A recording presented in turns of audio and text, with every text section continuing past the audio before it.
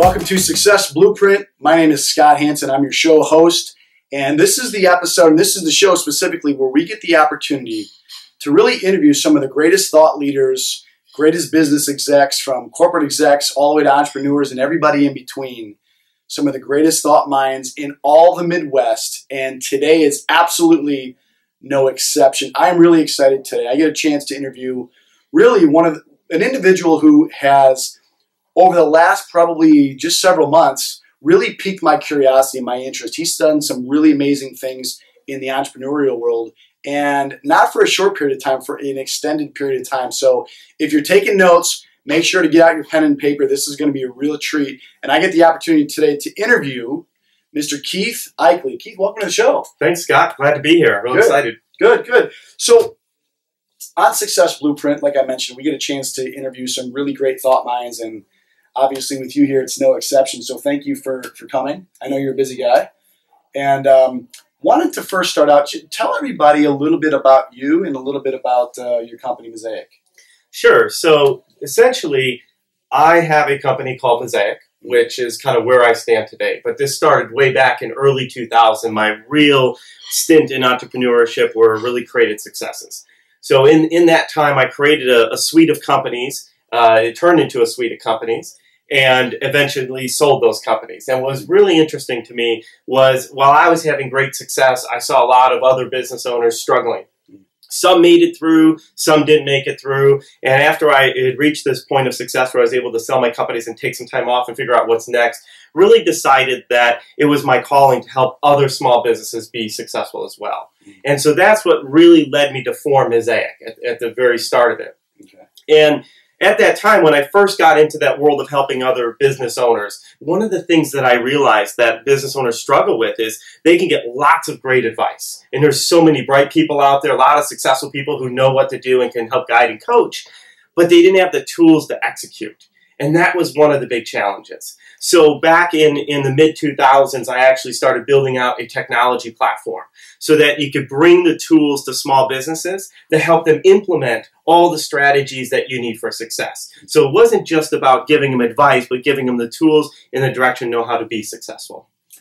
So when most, you hit something that struck a nerve with me, because I know that I speak to a lot of entrepreneurs and people that, they have this dream and they want to maybe quit their jobs, or they want to fulfill their passion and they want to open up their own business. Mm-hmm.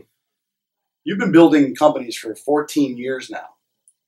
Was there ever a time during that time where you had, maybe we call it the fear of failure, or I don't know if I can make this go, I don't know if I can be successful? Everybody knows the statistics that 8 out of 10 businesses fail within the first couple of years. How did you, with the right mindset, how did you overcome that? Yeah, a very good question, Scott. And in fact, without giving away too many things of some of my presentations, I will say that one of the keys that I identified for success for entrepreneurs is that you have to accept the possibility of failure. See, one of the big challenges is that every business owner thinks they're going to be successful because they've been doing they're in this business arena I've been in it for 20 years, so doing it on my own should be easy. Or I was the first one to market. But the reality is, as you mentioned, failure rates have not changed over the last 30 years. And to your point, more than 50% of businesses will fail within the first 5, without question. So as you look at a room of business entrepreneurs, everyone there will raise their hand saying they're going to be around in 5 years. Right. But the reality is half of them will be gone. Right. So you have to accept the possibility of failure. And I think from a leadership perspective, you have to think about failure. And you have to accept the possibility. Don't accept failure. Actually, quite the contrary. There is no such thing as failure in my world, but there is the possibility. And as you think about what failure could be and look like, that's how you think as a leader to kind of change your dynamics so you can avoid it. That's one of the keys to success. So you mentioned something that was very interesting. You said that you look at failure maybe different as part of the success equation. Whereas a lot of people, we were taught as young kids, right? Color inside the lines. If you color outside the lines, you're a failure. If you get a D or an F, you're a failure in school. But you're saying, as an entrepreneur, it's important to be a failure. Not stay in the muck, I call it, but learn from it. Mm-hmm. Use it as a stepping stone, or maybe a setup for an opportunity for a comeback. Mm-hmm. How did you develop that mindset? Was it something that you learned as you were growing? Did you do a lot of personal development? Because again, I think most people watching the show right now are thinking, yeah, but if I try that business, if I go after that dream, I don't want to fail. I might look bad. What are people going to think? How did you get over that to be the success that you are today? Yeah, good question. I don't know if it just came naturally to me or however it was, but it was one of the differences. I studied over 100 businesses after I had sold my company to say what leads to success versus failure. And one of the key traits or identifications that I found, which I had naturally already thought about as I created my successes, was recognize failure in advance and plan for it and plan around it. How do you mitigate it? And that's where a lot of business owners fall down. They're running so fast, and sometimes there's just no time to, because their businesses are doing well today, and they're running full steam, they're growing, they feel like everything's going great. The thought of failure isn't even in their radar, and that leaves you blindsided. And as a result, that's actually why I actually created software to help small businesses forecast their health. See, what it really comes down to is our businesses are no different than our bodies, right? Under the covers, we might feel great on the outside, we might look great, and then you go to the doctor and they do some blood work and realize you got some cholesterol issues, you got a bunch of other challenges. And it's that identification of those under the cover type elements within your business that lead to future failure. So I actually created systems to help businesses start to focus time and give them tools to actually take that exercise and that step forward. That seems to be like almost like the genius of your, and that's why I wanted to have you on the show, because that's the genius of you and you coming up with this proprietary system that literally can take a small business owner and say, here's a business in a box, if you will, and I can help you forecast why or how you might be failing or how I can actually help you grow. Talk a little bit about this product and how it's been able to help your clients over the past. Sure. So the product, essentially, we call it the Business Health Monitor. And it's based on a proprietary algorithm. And the best part is I have a large background in statistics and building statistical models to forecast behavior. This is not a model, meaning that there's no t-values or p-values that you need to evaluate how good are the variables. This is fact. It's an algorithm. So as long as you have the right metrics, there's 8 simple metrics that go into it, into the formula. And it will show you, and basically, you could predict any far out, but we typically recommend a 5-year view. And so what this product does is it allows you to look over 5 years and say, where is my business going to be in a year from now, 2 years, 3 years? And even more importantly, it comes with the ability to simulate. What if I made changes? What if I spent more money on marketing? How would my trajectory change? If I'm headed for failure or for downturn, or my success is not headed to the level that I want it to be, how can I actually make those impacts? And the reason this becomes important is, as I was working with so many small businesses, one of the big challenges that I would have with people is say, look, you need to spend more money on marketing.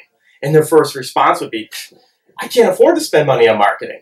But the reality, and most of you probably saying in your head, is you can't afford not to. Sure. And what this actually allows a business owner to do is see the results clear as day on one screen. What will happen if I do make that investment in marketing?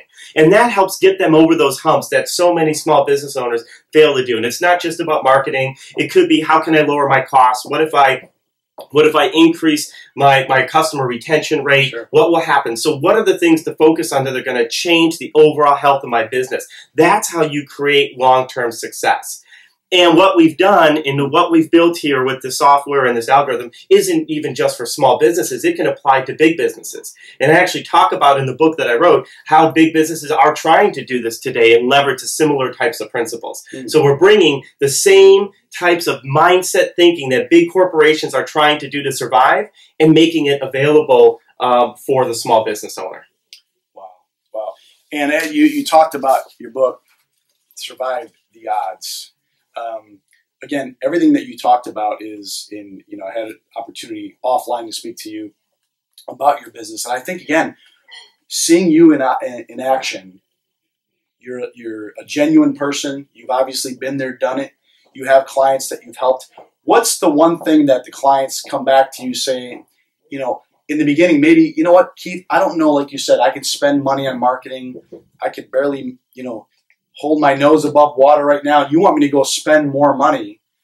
But now that you've worked with clients with this business health monitoring system product, what's some of their testimonials that they've come back to you and said, at first I wasn't sure. You told me I needed to do this or needed to do that, but now that I'm over the hump and I've had some success and I have a little more breathing room, share maybe a testimony of maybe a client that you had and said, in the beginning, I don't want to do what you said, but I'm so glad I listened to you. Yeah, absolutely. So Scott, one of the things that is one of my favorite stories is I had a gentleman who came to me and said, I want to go do missionary work. That's my goal later in life.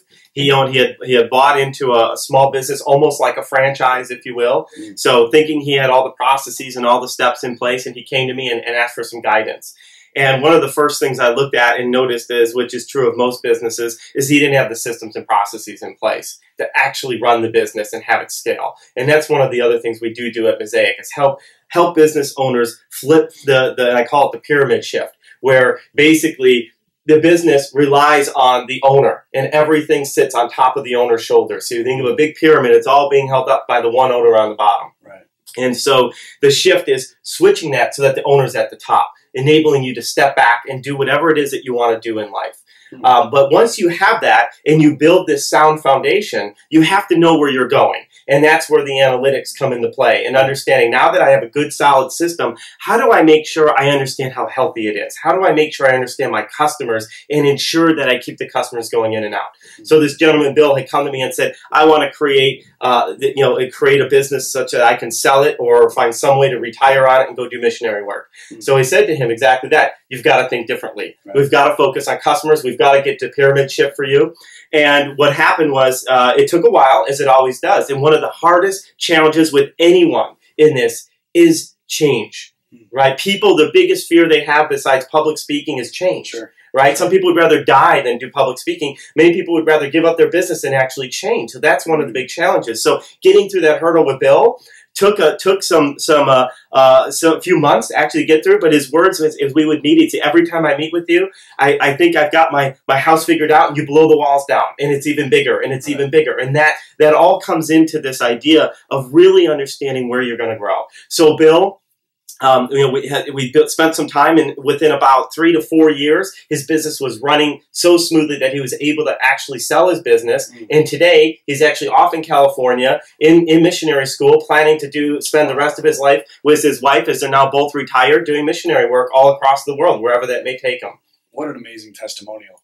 Someone that in the beginning, like you said, was, as Michael Gerber says in the E-Myth, people are working in their business versus on their business. And I know in talking to you again offline, you're a big proponent in systems, in developing an asset, developing something that you can have other people basically do for you so that you can ultimately remove yourself from being always in the business, but actually working on the business, on the visionary portions of the business, and delegating and outsourcing. I know that's a big part of what Misaic is all about. And I know we've talked about it offline about it, and it's just, it amazes me because I know when you have a small business, you get in your small business, like I said, maybe you quit your corporate job and you've always wanted to do this, and you get started, but there's so many things that are coming at you. There's so many things, and you're trying to cut costs, and you're trying to make the business work, and you're wearing 15 different hats. But what I love about your product is that you simplify things, and you say, this is how you need to grow, and let me show you. I know you might not like change, but if you don't change, you're not going to be around in 2 years. I love that. Yeah, I love that. And quite honestly, failure to me has two forms. One is the failure that everybody thinks of, which is you go under, you go bankrupt, or you decide just to give up and close your doors. Right. There's another failure in my mind, which happens for most businesses that are still around today.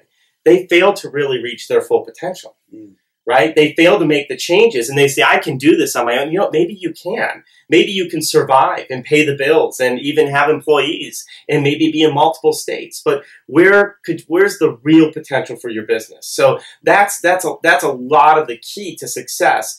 And when I think about sustainability, that's why it's so important to know where you're going to be and how you take it to the right levels.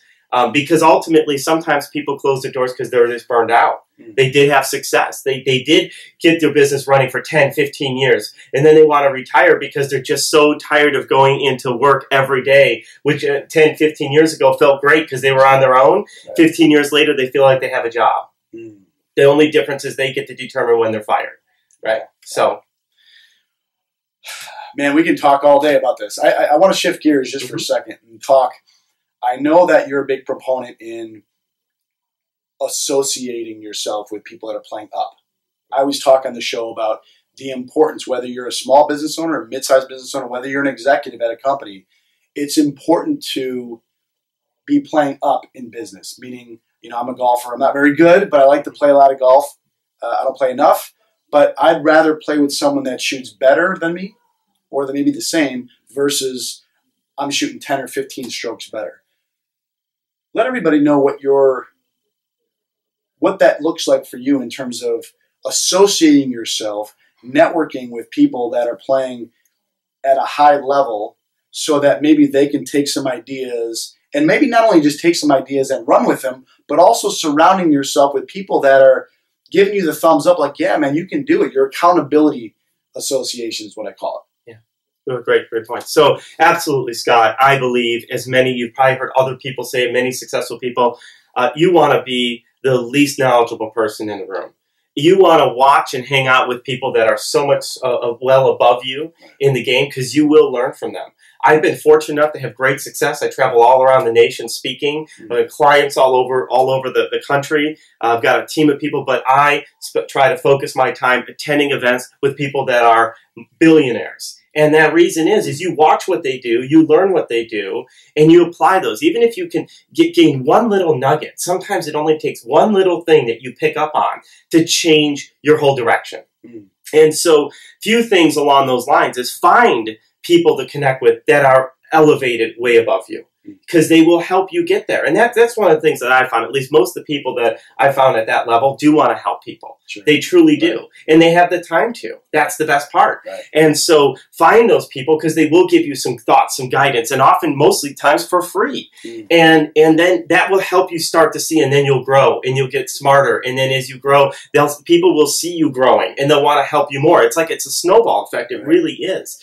And so spend some time with people like that. And as well as when you get advice about your business, just like financial advice for people who say, don't ask your friend who's bankrupt what to do about money. Ask the person who's retired, is independently wealthy at age 30. Ask him what you should do. Where should you invest your stocks, right? So same thing. If you're going to networking events and groups and people are in the same exact boat as you are, it's great to hear what they're doing, but I would listen to that as to understand what is actually maybe working well and maybe what isn't working well. And recognize if you're doing the same things they are, getting the same results, stop doing that. Find the people that are actually elevating themselves and learn what they're doing. So that would be my advice. Great advice. Great advice. Like I said, we could be going on for the next few hours, but I know we need to. I know you need to get out of here and do your thing. But where can someone find out more information? Either about, I know that you travel the country, speaking and training people about your product. Where can people find out more about your speaking schedule, where you're going to be next, and where can people find you and more information about your product? Sure. So from a company perspective, Misaic.com, it's www.misaic.com, that's MISAIC.com. There you'll find information to our services, the book you can purchase there. Okay. I have my own website, which is KeithAichele.com, which is AICHELE. Okay. So there you can find out my list of events and more articles and so forth you can sign up for to learn about your business. I've been spending more time trying to share articles. I spend most of my time sharing those in seminars and meetings with people, but I'm trying to get a little more up to speed on social media myself. So you can join my Twitter, you can follow me on LinkedIn, all those different exciting social things. But most importantly, visit one of those two places. Either one of them will direct you to find out more about how to really create a scalable and sustainable business model, because that's really what our time is spent doing for small business owners. Listen to this man because he knows what he's talking about. Go to his website, check out his book, find out where he is going to be next, because obviously he's been there, done it, and continues to do it in a massive, massive way. I can't thank you enough for all your time. Absolutely, Scott. Thanks for having me. Absolutely. So that wraps up another episode of Success Blueprint. Again, my name is your host, Scott Hanson, coming to you live from meetadvisors.com. Again, the show is Success Blueprint. And also, don't forget, there's a button on this page somewhere that says notify me if you want to get updated new show content. Whenever I do new interviews just like this with Keith, just click on notify me. It's absolutely free, and you will be emailed whenever there's a brand new show. So as always, go out and make it a great day because you absolutely deserve it. Take care.